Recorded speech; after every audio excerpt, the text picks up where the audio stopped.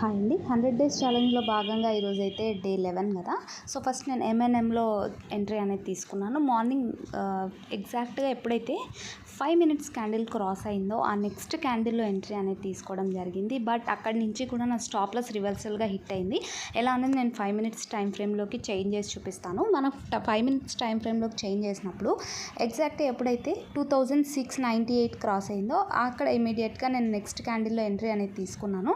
ఆ తర్వాత చూస్తే 3-4 క్యాండిల్స్ తర్వాత నాన్ స్టాప్ కన్సాలిడేషన్ అనేది వచ్చింది. ఆ కన్సాలిడేషన్ అయిపోయాక వెంటనే నా స్టాప్ లాస్ అనేది హిట్ అయిపోయింది.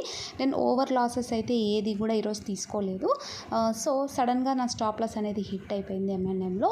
సో స్మాల్ లాస్ని ఎంఎన్ఎంలో బుక్ చేసుకోవాల్సి వచ్చింది. సో నేను ఇవన్నీ స్టాక్స్ చూస్తున్న క్రమంలో సెన్సెక్స్ మీద ఫోకస్ చేయలేదు ఈరోజు.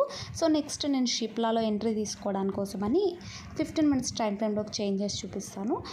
షిప్లా కూడా సేమ్ సిచ్యువేషన్. అసలు ఒక స్టాక్ అనే కాదు, ఈరోజు అన్ని స్టాక్స్ కూడా కన్సాలిడేషన్ వచ్చాయి. సో నేను నెక్స్ట్ థర్డ్ క్యాండిల్లో ఎంట్రీ అనేది తీసుకున్నాను 9:45కి. తర్వాత మీరు చూస్తే 10:15 క్యాండిల్లో నా స్టాప్ లాస్ అనేది హిట్ అయిపోయింది.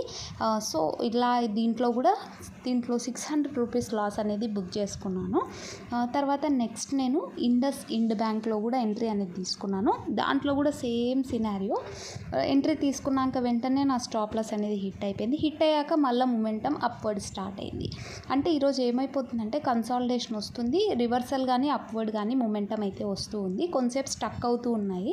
సో నాకు దీంట్లో కూడా సేమ్ సిచ్యువేషన్. తీసుకున్నాక ఒక 2-3 క్యాండిల్స్ తర్వాత నా స్టాప్ లాస్ హిట్ అయిపోయింది. హిట్ అయిపోయాక అబౌవ్ మొమెంటం అయితే అంత స్పీడ్గా రాలేదు, కానీ మూమెంట్ అయితే అబౌవ్ వెళ్ళింది, కొద్దిగా మూవ్ అయితే అయింది.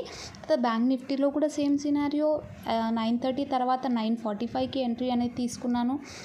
ఎప్పుడైతే ఎంట్రీ తీసుకున్నానో ఆ ఇమీడియట్ నెక్స్ట్ క్యాండిల్లో మీరు చూస్తున్నారు నాన్ స్టాప్ ఫాల్ అయితే ఉంది. ఈరోజు నేను ఎక్స్పెక్ట్ చేశాను సిపిఆర్ నారోగా ఉంది, మొమెంటం ఎటైనా వన్ సైడ్ వస్తుంది అని.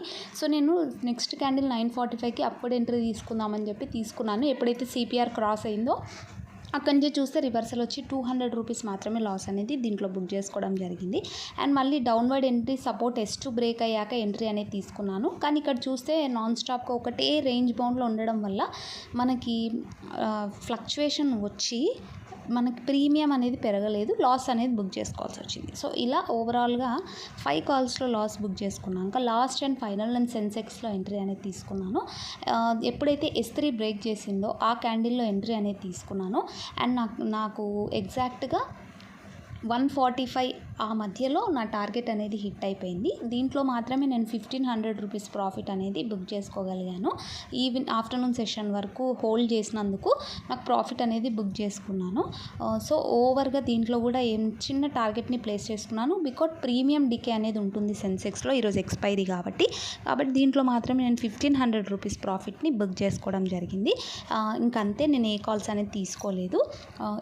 ఈ 6 మాత్రమే ఎంట్రీ అండ్ ఎగ్జిట్స్ అనేవి తీసుకున్నాను. పొజిషన్స్ చూస్తే మీరు ఇక్కడ చూడండి, M&Mలో 498 రూపీస్, ఇండ్ బ్యాంక్స్ 450. అంటే ఓవర్ లాసెస్ అయితే ఏం పెట్టుకోలేదు, చిన్న స్టాప్ లాసెస్తో మాత్రమే చేశాను. కాబట్టి ఈరోజు 1158 రూపీస్ లాస్ మాత్రమే బుక్ చేసుకున్నాను. హోల్డింగ్స్లో కూడా 2% ఫాల్ అయితే వచ్చేసింది.